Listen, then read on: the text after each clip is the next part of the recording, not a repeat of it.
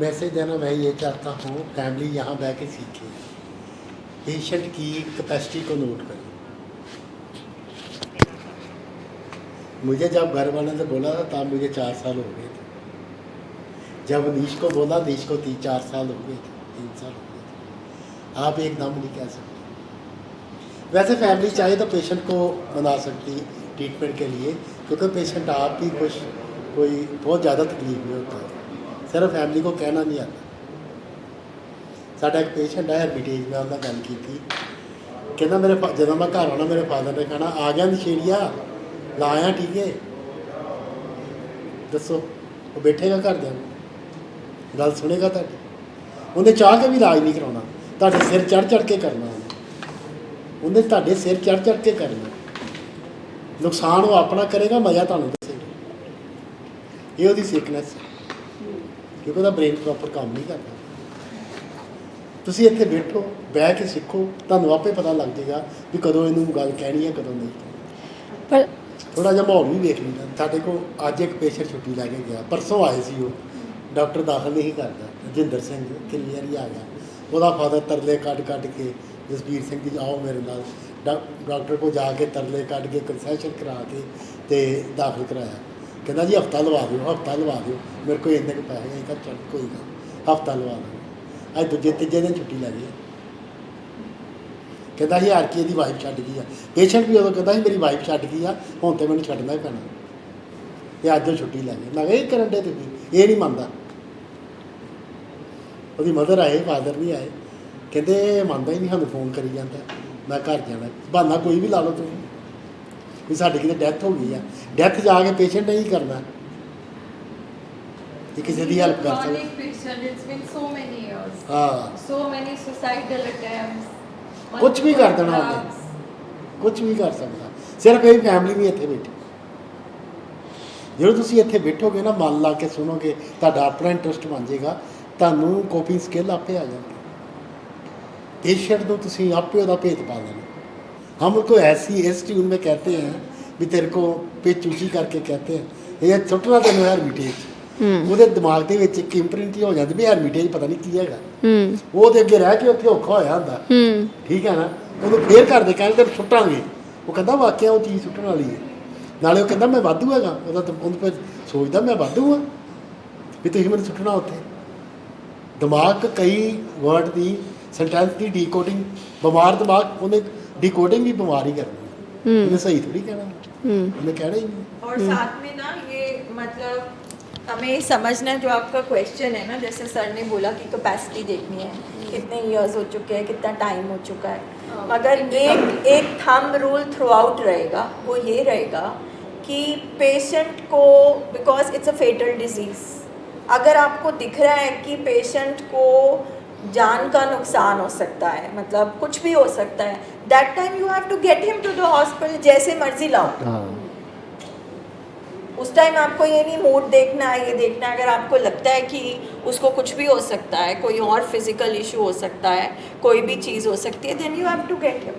बाकी ये है कि थ्रू आउट द प्रोसेस, अब जब आप इस प्रोग्राम में आ गए, फैमिली को हमेशा ही असर्टिव रहना है, चाहे 6 साल हो जाए, 10 साल हो जाए, 20 साल हो जाए, जितने मर्जी साल हो जाए, कि हमारे पास, हम आपके साथ हैं, डिजीज़ के साथ हम कभी भी नहीं हैं। तो जब भी स्लिप होगा, रिलैप्स होगा, you have to get back into the program. So sir का जो कहने का मतलब था ना कि 2 ही चॉइस हैं, ठीक है, 2 ही चॉइस हैं, आपके पास ऑप्शन नहीं है कोई, ट्रीटमेंट ही ऑप्शन है, नहीं तो आप घर में नहीं रह सकते। तो ट्रीटमेंट को ऑप्शन देना है, उसमें आप पूरा सपोर्ट कर रहे हो, आप अपने पेशेंट को छोड़ नहीं रहे, यू आर सपोर्टिंग। ये वाली चीज़ हमें अंडरस्टैंड करनी है। जैसे मैम आप कह रहे थे आपका बड़ी देर से वेट कर रहे हो, थोड़ा आप आगे आइए। आप रोज़ सवाल पूछते हैं मगर आप जवाब की वेट नहीं करते, इसलिए बोर्ड पर भी खास आपके लिए लिखा मैंने। देखो बोर्ड पे 2 कॉलम बने हैं, पहले में लिखा है दिमागी बीमारी के इलाज में वक्त और सब्र की ज़रूरत है, इसमें कोई शॉर्टकट नहीं है। और दूसरा ये प्रिस्क्रिप्शन है आपके बच्चे के लिए, पहला साइकेट्रिस्ट की ज़रूरत है। अब जो ब्रेन शरीर का हिस्सा ख़राब हो चुका है जिसमें केमिकल है, चाहे वो नशे वाले पेशेंट है चाहे बिना नशे के, दोनों ही के दिमाग में जो केमिकल है उसका संतुलन बैलेंस बिगड़ चुका है। और क्योंकि आपके पेशेंट के दिमाग का केमिकल बहुत ज़्यादा बढ़ चुका है, तो उसका जो दिमाग है वो भाग रहा है, वो जानबूझ के ऐसी हरकतें नहीं कर रहा, ठीक है। तो उसको दवाइयों की ज़रूरत है। जब उसका दिमाग ही एक, और अब जब उसका ब्लड प्रेशर ही ऊपर जा रहा है तो आप उसको ये थोड़ा ना बोलेंगे रहने दे, ब्लड प्रेशर नीचे कर अपना। आप रोज़, आप कितने दिनों से हॉस्पिटल आ रहे हो, आप उसको बोलते जा रहे हो परेशान करे, परेशान आप हो, उसका तो केमिकल बढ़ा हुआ है, आप क्यों बढ़ा रहे हो अपना? तो यानी कि आपको ये एक्सेप्टेंस नहीं आ रही है कि उसको एक बीमारी है, आप परेशान भी हो, आप चाहते भी हो ठीक हो जाओ। जब तक आप यहाँ बैठकर अपनी ट्रेनिंग नहीं लोगे कि उसको एक बीमारी है। ये बेसिक प्रिस्क्रिप्शन जो यहाँ इस रूम में बैठा है ना, मुझे और जसबीर सर को इंक्लूड करके हमारे लिए है ये। पहला है साइकेट्रिस्ट, ब्रेन का, शरीर का जो हिस्सा है उसका इलाज साइकेट्रिस्ट करता है दवाइयाँ देके। दूसरा है साइकोलॉजिस्ट, ठीक है, जो रिहैब ट्रेनिंग है, जो पेशेंट वहाँ जा सकते हैं, नहीं तो काउंसलिंग और थेरेपी, माइंड की ट्रेनिंग करता है साइकोलॉजिस्ट, ठीक है। तीसरा आपका आ गया फैमिली ट्रेनिंग, क्योंकि पेशेंट का ब्रेन सही तरीके से काम नहीं कर रहा, वो अपनी मदद खुद नहीं कर सकता, इसीलिए आपकी ज़रूरत है। दूसरा, क्योंकि इस बीमारी से आप खुद परेशान हो चुके हैं, खुद बीमार हो चुके हैं, इसलिए भी आपको ट्रेनिंग की ज़रूरत है। और लास्ट है फॉलो अप लाइफ लॉन्ग। क्या मतलब? पूरी जिंदगी का। क्यों पूरी जिंदगी क्यों बोलते हैं जुड़े रहो? क्या इसका मतलब हम फंसाने की कोशिश कर रहे हैं? क्या मतलब है जुड़े रहो, कनेक्टेड रहो, आते रहो, फॉलो अप करवाओ? क्यों? ताकि हम भूल ना जाए हमारा day 1। That is pain, okay. Second, simple रखे। कैंसर के जो ऑन्कोलॉजिस्ट है वो क्यों बोलता है कैंसर पेशेंट को, ठीक है अब कैंसर के सेल खत्म हो गए हैं, पर आप 6-7 महीने में एक बार आ जाए करो। क्यों? ये देखने के लिए कि फिर से कैंसर के सेल तो नहीं बन गए। जब WHO ने कहा ये क्रॉनिक इलनेस है, ये अंदर है, ये कैंसर की तरह है, ये डायबिटीज की तरह है, तो फिर आपको मरते दम तक फॉलो अप तो करने पड़ेंगे ना। हो सकता है मरते दम तक दवाई भी खानी पड़े। अब इसमें कोई कॉम्प्रोमाइज नहीं है, इसमें कोई किंतु परंतु नहीं है। ये प्रिस्क्रिप्शन है, इसमें आप काटा पीटी करते हो वो आपका नुकसान है। जब आपके बच्चे के अंदर इतनी परेशानी है, उसका शरीर थका हुआ है मगर उसका मन भागता जा रहा है, तभी तो वो सो नहीं रहा। कोई जानबूझ के नहीं सोएगा। और आप इतने सारे जन उसके पास बैठ के उसको यही बातें बोली जा रहे हैं, आप उसके थॉट्स को और उसके माइंड को थंग कर दिया आपने। वो अंदर से खुद मजबूर हुआ है। एक पर्सन उसको समझाई जा रहा है, दूसरा लेक्चर दे जा रहा है, तीसरा बेचैन, ये कब ठीक होएगा, ये क्यों कर रहा है। तो आपने पेशेंट को और अपसेट कर दिया। हम दवाइयों से शांत करने की कोशिश कर रहे हैं, आप आसपास ऐसा माहौल बना के, आप कभी हार्ट पेशेंट के सामने ऐसे बातें करेंगे? कभी नहीं करें। पेशेंट जो कह रहा ना ये ਉਹਦੀ ਬਿਮਾਰੀ ਹੈ 105 ਹੈ ਨਾ। ਪੇਸ਼ੈਂਟ ਜੋ ਕਹਿ ਰਿਹਾ ਹੈ ਉਹਦੀ ਬਿਮਾਰੀ, ਉਹ ਸੱਚ ਨਹੀਂ ਹੈਗਾ, ਉਹ ਸੱਚ ਹੈਗਾ ਹੀ ਨਹੀਂ। ਘਰ ਦੇ ਸੱਚ ਮੰਨੀ ਜਾਂਦੇ ਆ। ਉਹ ਕਹਿੰਦਾ ਮੇਰੀ ਕਿਸੇ ਨੇ ਕਦਰ ਨਹੀਂ ਕੀਤੀ, ਮੈਨੂੰ ਕੋਈ ਪੁੱਛਦਾ ਨਹੀਂ, ਮੇਰੀ ਵੈਲਿਊ ਨਹੀਂ, ਉਹ ਸਾਰੀਆਂ ਗੱਲ ਉਹਦੀ ਬਿਮਾਰੀ ਹੈ। ਉਹ ਘਰਦਿਆਂ ਨੂੰ ਸ਼ੱਕ ਕਰੀ ਜਾ ਰਿਹਾ, ਪਰ ਇਹ ਸੱਚਾਈ ਥੋੜੀ ਹੈਗੀ ਆ। ਘਰਦਿਆਂ ਨੂੰ ਸੱਚਾਈ ਸਮਝ ਕੇ ਤਰਫੀ ਜਾਂਦੇ ਆ, ਘਰਦਿਆਂ ਨੂੰ ਘਬਰਾਹਟ ਹੋਈ ਜਾਂਦੀ ਹੈ। ਉਹ ਸੱਚ ਨਹੀਂ ਹੈਗਾ, ਇਹ ਉਹਦੀ ਬਿਮਾਰੀ ਆ, ਇਹ ਉਹਦੀ ਬਿਮਾਰੀ ਆ। ਘਰ ਦੇ ਮੋਸਟ ਉਹ ਪੇਸ਼ੈਂਟ ਸ਼ੱਕ ਕਰਦਾ, ਇਹ ਇਹਨਾਂ ਨੇ ਮੈਨੂੰ ਆਹ ਕਰਤਾ, ਇਹਨਾਂ ਮੈਨੂੰ ਰੋਟੀ 'ਚ ਕੁਛ ਪਾ ਕੇ ਦੇ ਦਿੱਤਾ, ਆਹ ਕਰਤਾ। ਉਹ ਉਹਦੀ ਬਿਮਾਰੀ ਆ। ਕੋਈ ਫੈਮਿਲੀ ਆਪਣੇ, ਕੋਈ ਮਾਂ ਪਿਓ ਆਪਣੇ ਪੁੱਤਰ ਨੂੰ ਕੁਛ ਪਾ ਕੇ ਦੇ ਸਕਦੇ ਆ? ਕਦੀ ਵੀ ਨਹੀਂ ਦੇ ਸਕਦੇ। ਪਰ ਉਹਦੀ ਬਿਮਾਰੀ ਉਹਦੇ ਕੋਲ ਹੋਣ ਡਈ ਹੈ, ਉਹਦੀ ਬਿਮਾਰੀ ਉਹਦੇ ਕੋਲ ਹੋਣ ਡਈ है। इसीलिए हम बोलते हैं कि जो कमरे में वो आपका बेटा नहीं है, वो एक मरीज है। मरीज है। आपको खुश दिख रहा है वो, तो फिर जानबूझ के, तो अगर जानबूझ के किया होता तो खुश होता ना। आप खुद उसका देखो तो आप सोचो कि पेशेंट का दिमाग तो भाग ही रहा है, बेचैनी है, सब कुछ है उसको, हमारा भी सेम रफ्तार में भाग रहा है, हम भी बेचैन हो ही जा रहे हैं। हम कमरे में जाते हैं, सारी बेचैनी उसके ऊपर और डाल लेते हैं, एक वो ऑलरेडी बेचैन है। जब तक आपको एक्सेप्टेंस नहीं आएगा इसकी रिकवरी मुश्किल है, क्योंकि हमारी दवाइयाँ जो ब्रेन पे हम एक्ट कराने की कोशिश कर रहे हैं उसको फैमिली आके ज़ीरो कर देती है। जो उसके थॉट्स भाग रहे हैं ना, जो उसका केमिकल बढ़ा हुआ है, उसको हम लेवल पे लाने की कोशिश कर रहे हैं डॉक्टर्स।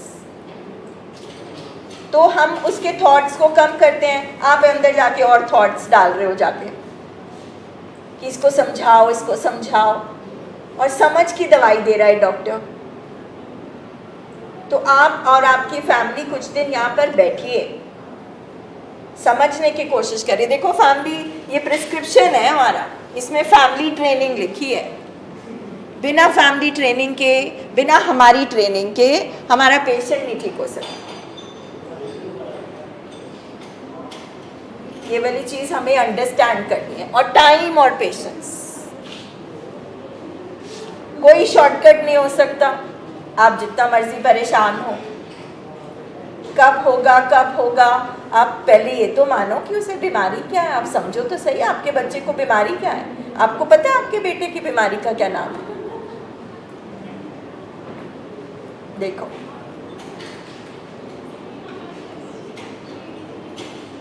तो कल आप थोड़ा सा टाइम मेरे साथ निकालिए और बैठिए, ठीक है? कोई नहीं कह रहा कि जो परिवार यहाँ बैठा है वो परेशान नहीं है, सब परेशान है। आपकी अपनी जगह जो ये बेचैनी है, गुस्सा है, थकान है, ये जायज़ है, मगर उसका कारण वो पेशेंट नहीं है, बीमारी है। उसी से काफ़ी चैन आ जाएगा। आप उसके मदर हैं, मदर है उसके आप, तो तकलीफ हो रही है। तो बहुत सारी चीज़ आपकी प्रॉब्लम वैसे ही सॉल्व हो जाएगी जब आप मान लोगे कि इसको एक बीमारी है और ये बीमारी की वजह से हो रहा है। तो ऑटोमेटिकली हमारा पेशेंट के आसपास का जो माहौल है, हमारा जो उसके प्रति एटीट्यूड है, जो बिहेवियर है, वो भी उसके ठीक होने में मदद करेंगे। बहुत फ़र्क पड़ेगा।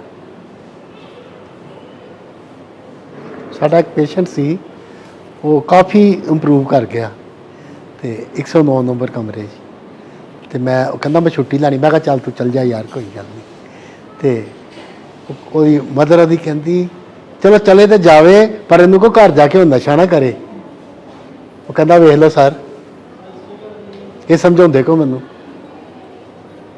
ਕਹਿੰਦੇ ਵੇਖੀ ਘਰ ਜਾ ਕੇ ਇਹੋ ਕੁਛ ਨਾ ਕਰੀ, ਫਿਰ ਇਹ ਸਮਝ ਲਾ ਗੱਲ। कितनी बार बोली होती है? ਦੱਸੋ ਉਹ ਅੱਗੋਂ ਪਤਾ ਕੀ ਕਹਿੰਦਾ? ਕਹਿੰਦਾ ਸਰ ਰਹਿਣ ਦਿਓ, ਇਹ ਨਹੀਂ ਠੀਕ ਹੋ ਸਕਦੇ। ਕਹਿੰਦਾ ਇਹ ਨਹੀਂ ਠੀਕ ਹੋ ਸਕਦਾ, ਵੀ ਤੁਸੀਂ ਚੁੱਪ ਹੀ ਕਰ ਜਾਓ। ਸਮਝਾਉਣਾ ਸਭ ਤੋਂ ਨੈਗੇਟਿਵ ਜਾਂਦਾ, ਕਿਉਂਕਿ ਪੇਸ਼ੈਂਟ ਦੀ ਬਿਮਾਰੀ ਕਰਕੇ ਨਾ, ਪੇਸ਼ੈਂਟ ਨੇ ਜੋ ਕੀਤਾ ਹੁੰਦਾ ਨਾ ਜਾਂ ਜੋ ਕਰਦਾ, ਉਹਨੂੰ ਆਪ ਹੀ ਬੜੀ ਸ਼ਰਮ ਆਉਂਦੀ ਹੁੰਦੀ ਹੈ। ਪਰ ਘਰ ਦੇ ਜਦੋਂ ਉਹਨੂੰ ਸਮਝਾਉਂਦੇ ਆ ਨਾ, ਉਹ ਫਿਰ ਵਿਟਨੈਸ ਕਰ ਦਿੰਦੇ ਉਹਨੂੰ ਵੀ ਪੱਕਾ ਪੱਕਾ ਤੂੰ ਕੀਤਾ ਵਾ, ਪੱਕਾ। ਉਹਨੂੰ ਸਗੋਂ ਅੱਗੇ ਤੋਰਨਾ ਵੀ ਜੋ ਹੋਣਾ ਹੀ ਹੋ ਗਿਆ, ਕੋਈ ਗੱਲ ਨਹੀਂ, ਇਹ ਤੇਰੀ ਬਿਮਾਰੀ ਸੀ। ਆਪਾਂ ਬਿਮਾਰੀ ਨਹੀਂ ਕਹਿੰਦੇ, ਅਸੀਂ ਪੇਸ਼ੈਂਟ ਦਾ ਨਾਂ ਲਾ ਦਿੰਦੇ, ਤੂੰ ਕੀਤਾ, ਹੁਣ ਗਾਹ ਨਾ ਕਰੀ। ਅਸੀਂ ਇਹ ਗੱਲ ਸਮਝਦੇ ਨਹੀਂ ਵੀ ਉਹਦੀ ਬਿਮਾਰੀ ਹੈ। और साथ साथ में ये भी बोलते रहते हैं इसका दिमाग खराब हो गया, हाँ। इसका दिमाग खराब हो गया, और हम बोल रहे हैं हाँ यही तो हुआ है। अरे यही तो हुआ है, तभी तो वो ऐसा कर रहा है, क्योंकि उसका दिमाग सच में काम नहीं कर रहा, उसका दिमाग बीमार है, वो इसीलिए कर रहा है। मगर हम इतने लॉस्ट हैं, हमें खुद ही नहीं समझ में आ रही। मीटिंग में हम सुन रहे हैं मगर हमारे दिमाग में थॉट्स चल रहे हैं। इसीलिए यहाँ बैठ बैठ के फैमिली जब थोड़ा सुनती है, धीरे धीरे समझ आता है, फिर धीरे धीरे आपके दिमाग में जो डाउट्स हैं, जो चीज़ें हैं, वो भी कम होती शुरू हो जाएंगी। आप अपनी जैसे कितनी सारी मदर्स को यहाँ पे मिलोगे, आप रिलेट कर पाओगे, तो बहुत सारी आपकी जो समस्या है वो यहीं पे सॉल्व हो जाएगी। ताकि आप बची कुची एनर्जी से अपने पेशेंट का ध्यान रख सको, अपना भी ध्यान रख सको। अब यहाँ आने से पहले भी इतनी बेचैनी थी, यहाँ रहकर भी इतनी बेचैनी है, तो जैसे आए थे वैसे ही चले जाएंगे और पेशेंट पे बुरा असर पड़ेगा, पेशेंट फिर बीमार हो जाएगा। तो जब तक यहाँ बैठ के हम ये नहीं सीखते कि हमारे पेशेंट को बीमारी क्या है, उसका मैनेज कैसे करना है, उसमें हमारा क्या रोल है, दवाइयों का क्या रोल है, फॉलोअप का क्या रोल है, अब कैसे हमने अपने पेशेंट को स्टेबल करना है, तो वो यही सब करते हैं। अब जैसे आज सुबह जो हर्मिटेज में हमारे पेशेंट हैं, उनकी फैमिलीज आई हुई थी, उनकी ट्रेनिंग होती है हर शनिवार,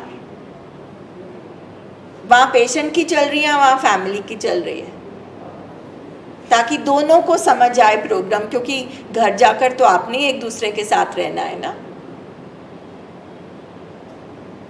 इसीलिए आपका बैठना बहुत ज़रूरी है। आप थोड़े दिन टाइम निकालो, आपको खुद समझ आने लग जाएगी।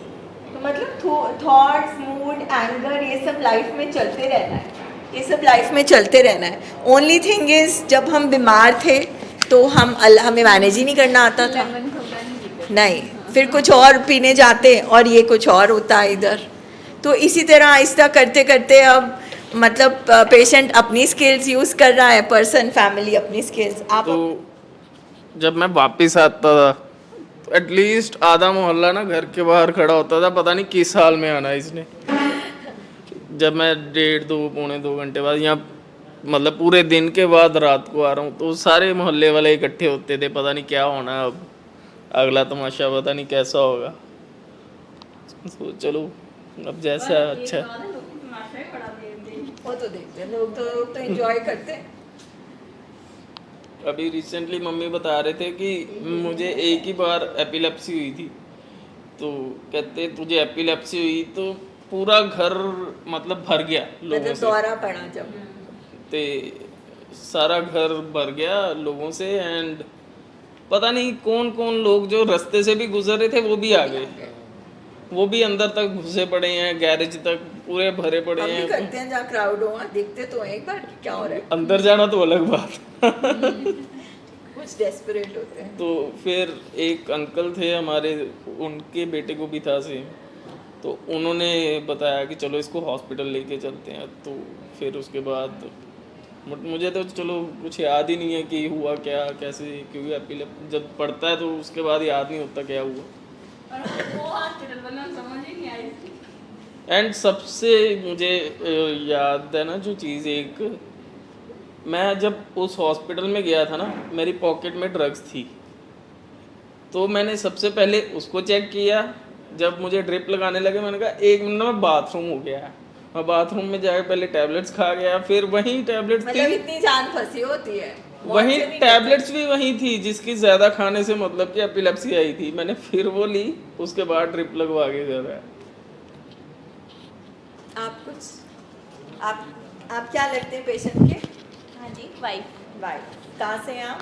तुगलवाल गुरदासपुर ਦੇ ਲੱਗ पहले भी ट्रीटमेंट हुआ है कभी?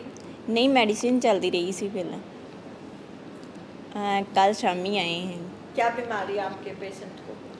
वो चिट्टा लाते कितनी देर होगी आपकी शादी को? साड़ी 10 साल हो गए तो कब से है बीमार?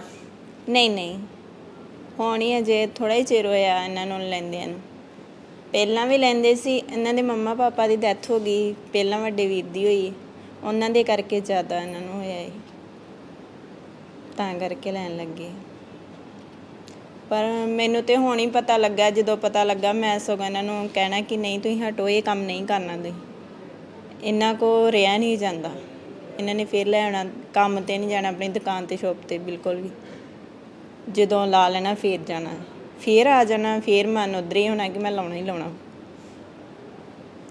ਕੰਮ ਤੇ ਬਿਲਕੁਲ ਧਿਆਨ ਨਹੀਂ ਦਿੰਦੇ आप कल आए? ਹਾਂਜੀ ਕੱਲ ਜ਼ੋਰ ਲਾ ਕੇ ਮੈਂ ਲੈ ਕੇ ਆਈ ਹਾਂ ਕਹਿੰਦੇ ਸੀ ਕਿ ਨਹੀਂ ਹਜੇ ਨਹੀਂ ਜਾਣਾ ਮੈਂ ਕਿਹਾ ਨਹੀਂ ਜਾਣਾ ਪੈਣਾ ਹੈ ਤੁਸੀਂ ਬਹੁਤ ਜ਼ਿਆਦਾ ਹੋਈ ਜਾਣ ਡੇ ਕਹਿੰਦੇ ਠੀਕ है चलो चल अब आप जाने अपने पेशेंट को लेकर आए हो, आप चाहते हो आपके हस्बैंड ठीक हो, हाँ तो जी। ये मीटिंग्स कुछ दिन अटेंड करके समझने की कोशिश ਹਾਂਜੀ करें। ਹਾਂਜੀ ਬਿਲकुल कोई और सवाल आप कुछ पूछना चाहेंगे?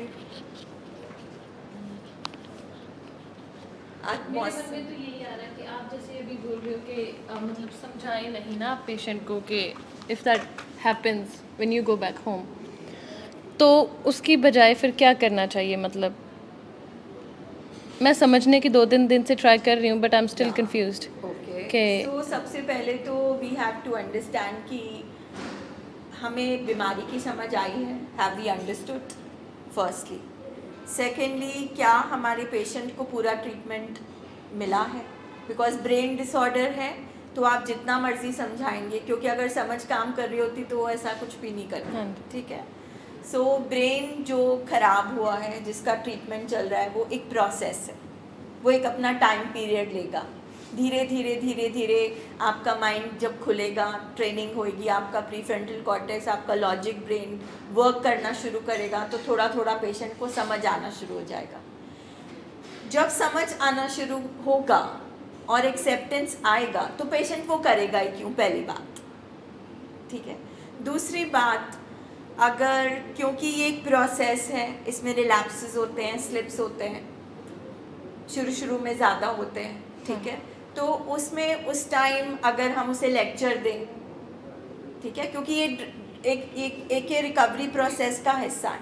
बीमारी रिलैप्स होती है, टीबी दोबारा भी हो सकता है, ठीक है। तो उसमें हमें सिर्फ ये करना है कि पेशेंट को ट्रीटमेंट में वापस लाना है। अगर हम उसे फिर से वो लेक्चर देंगे, सारी चीज़ें देंगे, स्पेशली जब उसने नशा किया होगा, उसको कुछ नहीं समझ आना। उस टाइम बस हमारी भड़ास निकल रही होगी कि फिर क्यों कर लिया। The only thing is it is part of the illness, you have to get him in the program again. So we don't have to lose our temper, हमें रिएक्ट नहीं करना, हमें उस टाइम लेक्चर्स नहीं देने, असर्टिवली बड़े स्पष्ट शब्दों में उसको ट्रीटमेंट में लाना है कहकर। Okay, That's all we have to do. We can't do more than that. Because जैसे ही नशा दोबारा अंदर गया, उसका ब्रेन का वर्किंग सर्किट फिर से वैसे ही चलने लगेगा। सो हमारे वर्ड्स अंदर प्रोसेस ही नहीं हो पाएंगे। बिकॉज एक तो होता है ना, एक लेयर आ जाती है आगे माइंड के, तो वो इन्फॉर्मेशन वहाँ तक जाएगी नहीं, तो इसलिए वो इन्फॉर्मेशन को कर ही नहीं सकता process. So the person has to be gotten into treatment again. Okay, thank you.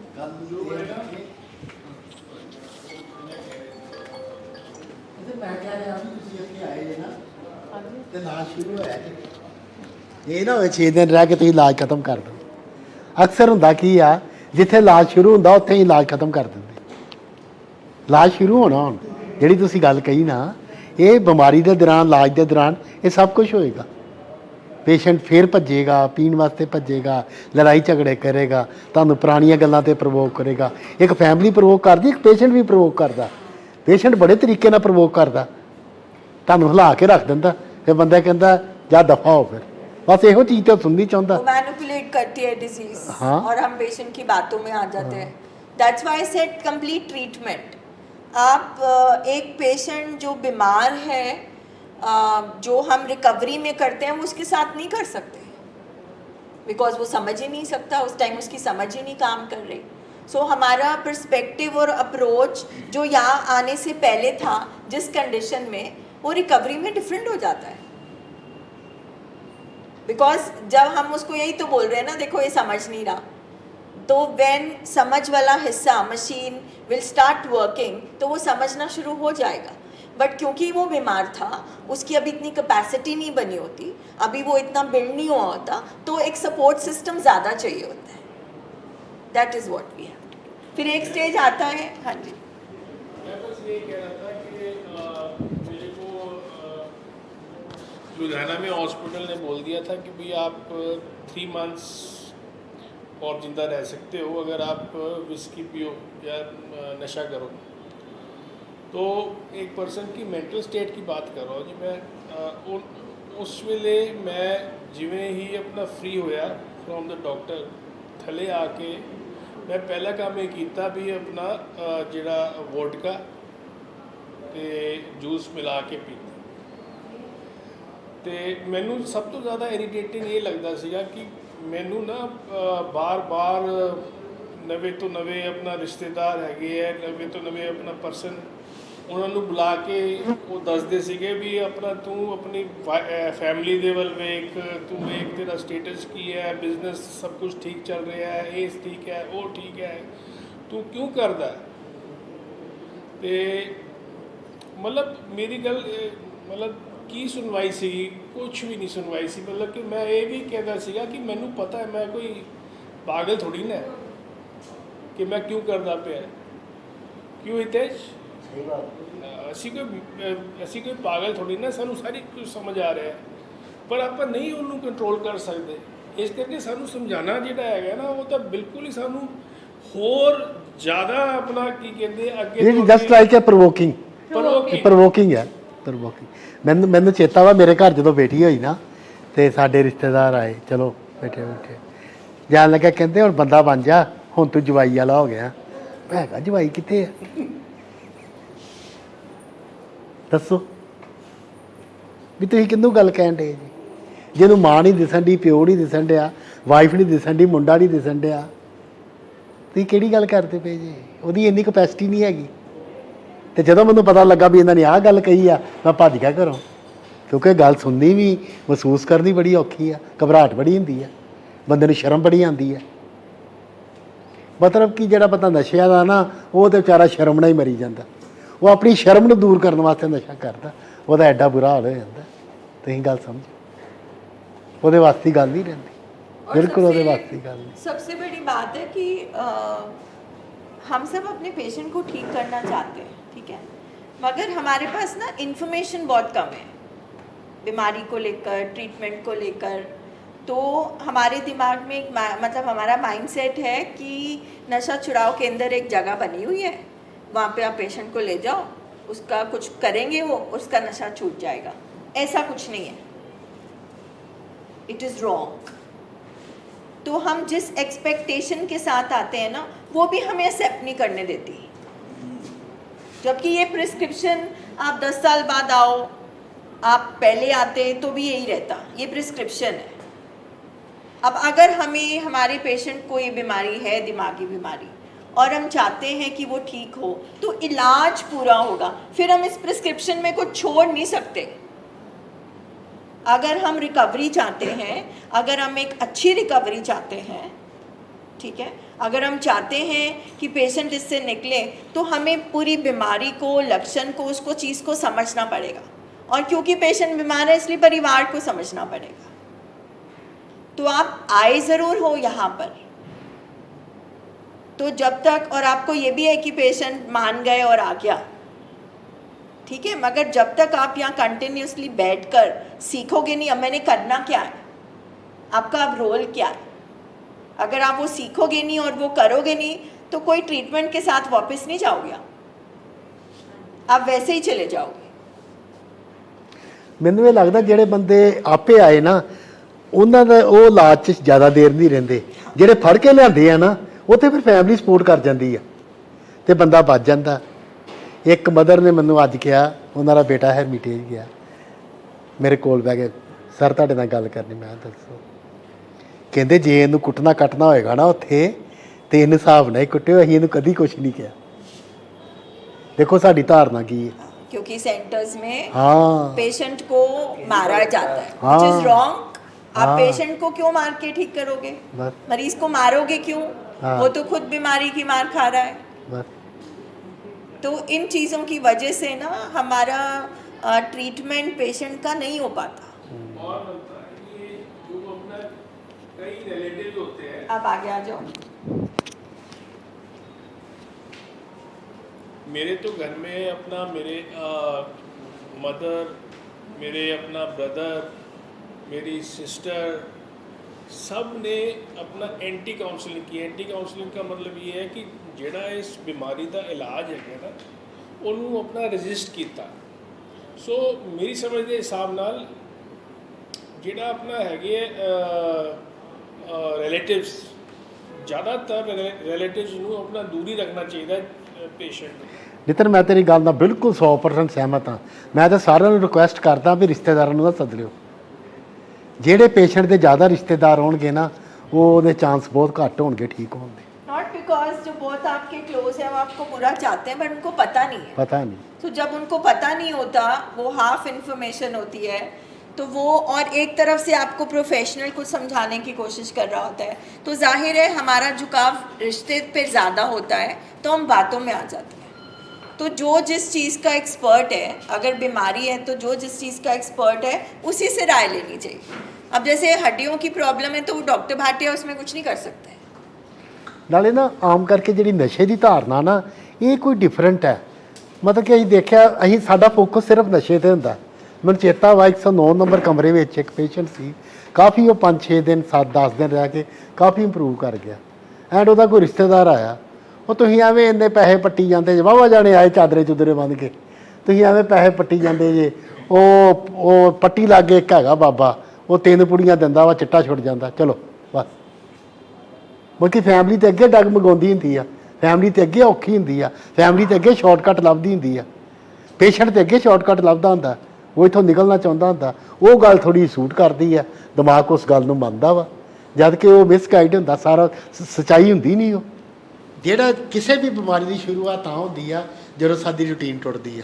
Routine ਦੇ ਵਿੱਚ ਸਭ ਤੋਂ ਪਹਿਲਾਂ ਸੌਣ ਦਾ ਕੰਮ ਖਰਾਬ ਹੁੰਦਾ, ਨੀਂਦ ਨਹੀਂ ਆਉਂਦੀ।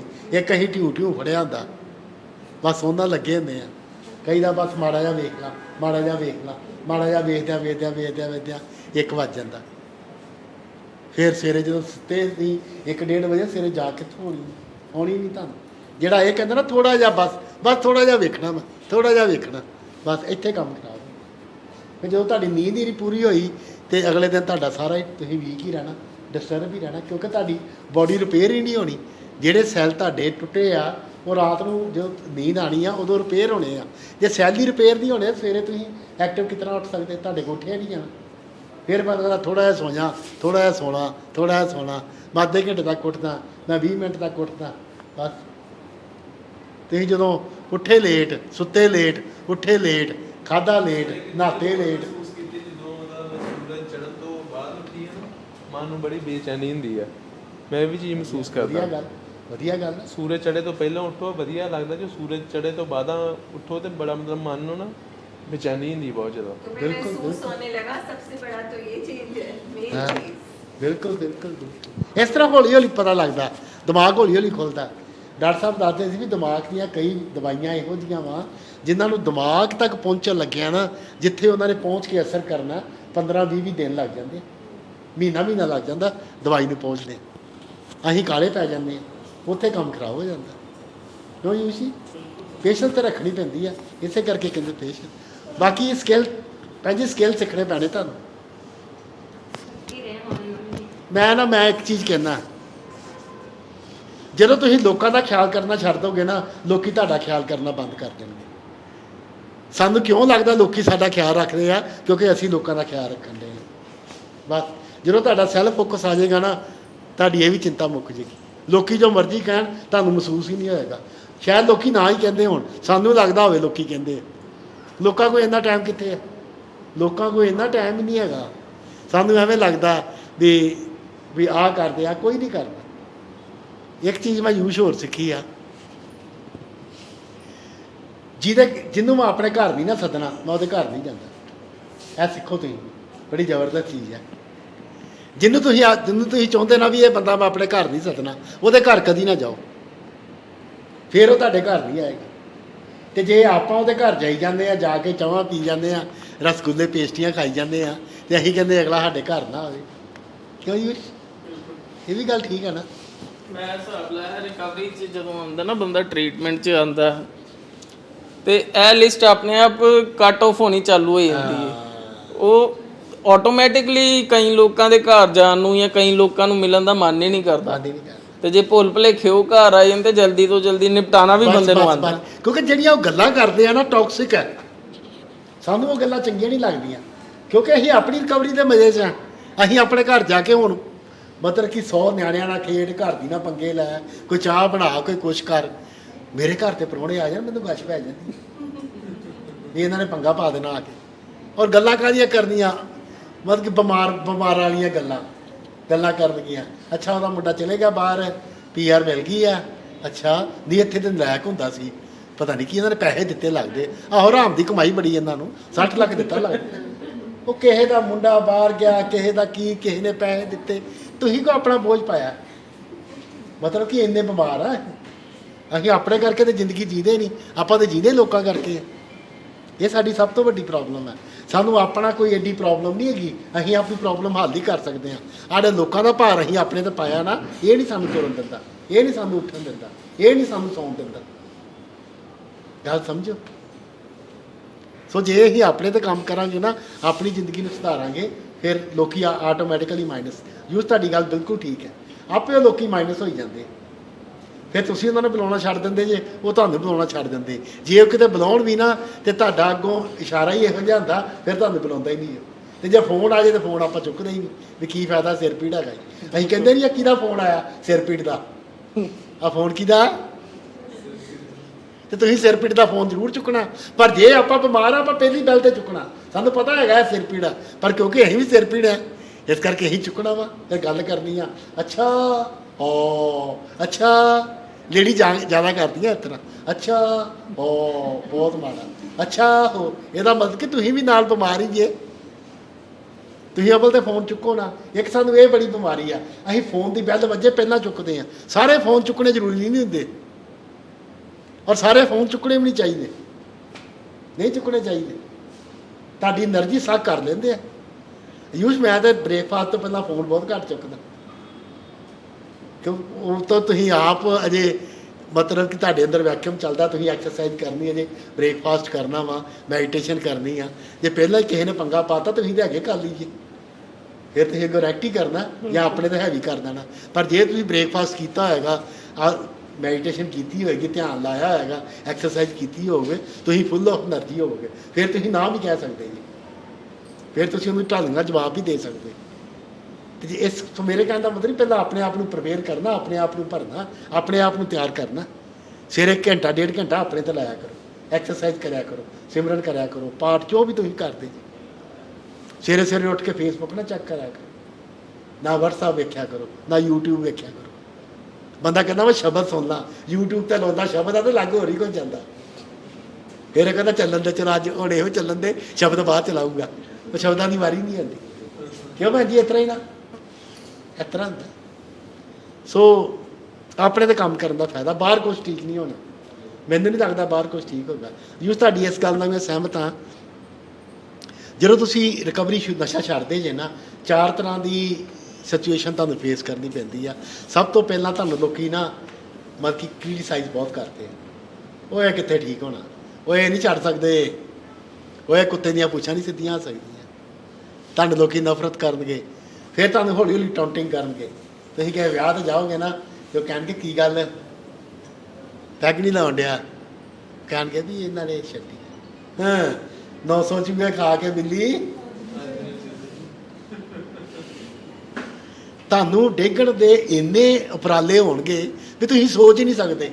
ਲੋਕੀ ਤੁਹਾਡੇ ਵਾਲੇ ਵੇਖਣਗੇ ਇਸ ਤਰ੍ਹਾਂ ਵੀ ਇਸ ਤਰ੍ਹਾਂ ਤੁਹਾਨੂੰ ਖਾ ਹੀ ਆਉਣਾ ਹੁੰਦਾ, ਪਰ ਨਹੀਂ ਤੁਸੀਂ ਕੋਈ ਕ੍ਰਾਈਮ ਕਰਤਾ ਵਾ, ਤੁਸੀਂ ਨਸ਼ਾ ਛੱਡ ਕੇ ਕੋਈ ਕ੍ਰਾਈਮ ਕਰਤਾ, ਇਸ ਤਰ੍ਹਾਂ ਲੋਕੀ ਤੁਹਾਡੇ ਵਾਲੇ ਵੇਖਣਗੇ। ਅੱਛਾ ਇਲਾਜ ਕਿਹਦੇ ਕੋਲ ਕਰਾਇਆ? ਭਾਟੀਏ ਕੋਲ। ਬਸ ਉੱਥੇ ਦਵਾਈ ਲੱਗ ਜਾਂਦੀ ਹੁੰਦੀ ਹੈ। ਚਲੋ ਹੌਲੀ ਹੌਲੀ ਲੋਕੀ ਤੁਹਾਡੇ ਲਾਗੇ ਆਉਣਾ ਸ਼ੁਰੂ ਹੁੰਦੇ ਆ। ਜੋ ਜੋ ਤੁਹਾਡੀ ਰਿਕਵਰੀ ਸਟਰੋਂਗ ਹੋਊਗੀ ਨਾ, ਤੁਹਾਡਾ ਸੈਲਫ ਫੋਕਸ ਹੋਊਗਾ, ਅਤੇ ਉਹ ਤੋਂ ਲੋਕੀ ਤੁਹਾਡੇ ਲਾਗੇ ਆਉਣੇ ਸ਼ੁਰੂ ਹੋ ਜਾਣਗੇ, ਤੁਹਾਨੂੰ ਐਪਰੀਸ਼ੀਏਟ ਕਰਨਗੇ, ਤੁਹਾਡੇ ਨਾਲ ਕਨੈਕਸ਼ਨ ਬਣਾਉਣਗੇ। ਫਿਰ ਤੁਹਾਨੂੰ ਕਹਿਣਗੇ ਯਾਰ ਕੋਈ ਗੱਲ ਹੀ ਸੁਣਾ, ਚੱਲ ਅੱਜ ਆਪਾਂ ਚਾਹ ਇਕੱਠੇ ਪੀਏ, ਆਹ ਕਰੀਏ। ਪਰ ਤੁਹਾਨੂੰ ਉਦੋਂ ਬੜਾ ਅਲਰਟ ਰਹਿਣਾ ਪਏਗਾ, ਸੈਲਫ ਫੋਕਸ ਰੱਖਣਾ ਪਏਗਾ। ਫਿਰ ਲੋਕੀ ਹੌਲੀ ਹੌਲੀ ਤੁਹਾਡੇ ਮਗਰ ਲੱਗਣੇ ਸ਼ੁਰੂ ਹੋ ਜਾਣਗੇ। 4-5 ਸਟੇਜਾਂ 'ਚ ਬੰਦੇ ਨੂੰ ਲੰਘਣਾ ਪੈਂਦਾ, ਪਰ ਇਸ ਚੀਜ਼ ਨੂੰ ਘੱਟ ਤੋਂ ਘੱਟ 3-4 ਸਾਲ ਲੱਗਦੇ ਜੀ। 3-4 ਸਾਲ ਤੋਂ ਪਹਿਲਾਂ ਨਹੀਂ ਮੈਨੂੰ ਲੱਗਦਾ ਵੀ ਕੋਈ ਬੰਦਾ ਇੰਨਾ ਸਟਰੋਂਗ ਹੁੰਦਾ ਜਿਹੜਾ ਓਪਰੇ ਬੰਦਿਆਂ ਜਾ ਕੇ ਵਿਚਰ ਸਕੇ। ਕਿਉਂਕਿ ਬਾਹਰ ਤੁਹਾਨੂੰ ਵੇਖ ਕੇ ਕੋਈ ਖੁਸ਼ ਨਹੀਂ ਹੁੰਦਾ, ਤੁਹਾਡੀ ਲਾਈਫ ਨੂੰ ਵਧੀਆ ਵੇਖ ਕੇ ਖੁਸ਼ ਨਹੀਂ ਹੁੰਦਾ। ਜਿਨ੍ਹਾਂ ਤਮਾਸ਼ਾ ਵੇਖਿਆ ਹੁੰਦਾ, ਉਹਨਾਂ ਦੇ ਘਰ ਦਾ ਆਪਣਾ ਤਮਾਸ਼ਾ ਬਣਿਆ ਹੁੰਦਾ। ਜਿਹੜੇ ਸਮਝਾਉਣ ਹੋਏ ਹੁੰਦੇ ਨਾ, ਘੱਟ ਪੀਆ ਕਰ, ਵੇਖ ਤੇਰੇ ਭਾਜੀ 2 ਪੈਗ ਪੀਂਦੇ ਆ, ਰੋਟੀ ਪਾਣੀ ਖਾਂਦੇ ਆ, ਸਵੇਰੇ ਉੱਠ ਕੇ ਡਿਊਟੀ 'ਤੇ ਜਾਂਦੇ ਆ, ਉਹ ਫਿਰ 3-4 ਸਾਲ 'ਚ ਭਾਜੀ ਦਾ ਜਹਾਜ਼ ਵੀ ਡਿੱਗ ਪੈਂਦਾ, ਉਹ ਵੀ ਫਿਰ ਜ਼ਿਆਦਾ ਹੋ ਜਾਂਦੇ। ਜਿਹੜੇ ਅੱਜ ਪੁੱਛਣੀਆਂ ਸ਼ਿਕਾਇਤਾਂ ਨਹੀਂ ਲਾਉਣ ਆਉਂਦੇ ਨਾ, ਨਹੀਂ ਵੈਸੇ ਕੋਈ ਗੱਲ ਨਹੀਂ, ਵੈਸੇ ਹੀ ਗੱਲ ਹੈ ਉਹਨਾਂ ਦੇ ਸਾਰੇ ਦੇ ਬੱਚੇ ਆਪ। ਹਾਂ ਯੈਸ, ਹੈ ਉਹ ਤੇ ਹੁਣ ਮੈਨੂੰ ਪਤਾ ਲੱਗਿਆ ਨਾ, ਪਹਿਲੇ ਤਾਂ ਮੇਰਾ ਇੰਨਾ ਧਿਆਨ ਹੀ ਨਹੀਂ ਜਦੋਂ ਜ਼ਿਆਦਾ ਟਾਈਮ ਹੋ ਜਾਏ ਫਿਰ ਆਪਣੇ ਆਪ ਉਹ ਚੀਜ਼ਾਂ ਬਾਹਰ ਆਉਣ ਲੱਗ ਪੈਂਦੀਆਂ ਨਾ। ਮਾਨ ਸਾਹਿਬ ਮੈਂ ਤੁਹਾਨੂੰ ਇੱਕ ਜ਼ਿੰਦਗੀ ਦਾ ਤਜਰਬਾ ਦੱਸਾਂ, ਜਿਹੜਾ ਕਿਸੇ ਦੇ ਘਰ ਦਾ ਤਮਾਸ਼ਾ ਵੇਖਦਾ ਨਾ ਤੇ ਸਵਾਦ ਲੈਂਦਾ, ਪਰਮਾਤਮਾ ਉਹਦੇ ਘਰ ਦਾ ਤਮਾਸ਼ਾ ਲੈਂਦਾ। ਪਰ ਮੇਰੀ ਆਦਤ ਸੀ ਕਿ ਮੈਂ ਕਿਸੇ ਨੂੰ ਮੈਂ ਨਹੀਂ ਕਹਿੰਦੀ ਸੀ ਕਿ ਨਹੀਂ, ਮੈਂ ਉਹਨਾਂ ਨੂੰ ਕਹਿੰਦੀ ਸੀ ਚਲੋ ਤੁਹਾਨੂੰ ਉਸ ਚੀਜ਼ ਦਾ ਫਾਇਦਾ ਹੀ ਹੋ ਗਿਆ ਨਾ, ਹਾਂ। ਤੁਹਾਨੂੰ ਉਸ ਚੀਜ਼ ਦਾ ਫਾਇਦਾ। ਮੈਂ ਇਹ ਵੀ ਕਹਿੰਦੀ ਸੀ ਭਾਈ ਸਾਨੂੰ ਨਹੀਂ ਪਤਾ, ਮੈਂ ਦੇਖਾਂਗੀ ਪੁੱਛਾਂਗੀ ਉਹਨੂੰ। ਚਲੋ ਕੋਈ ਗੱਲ ਨਹੀਂ।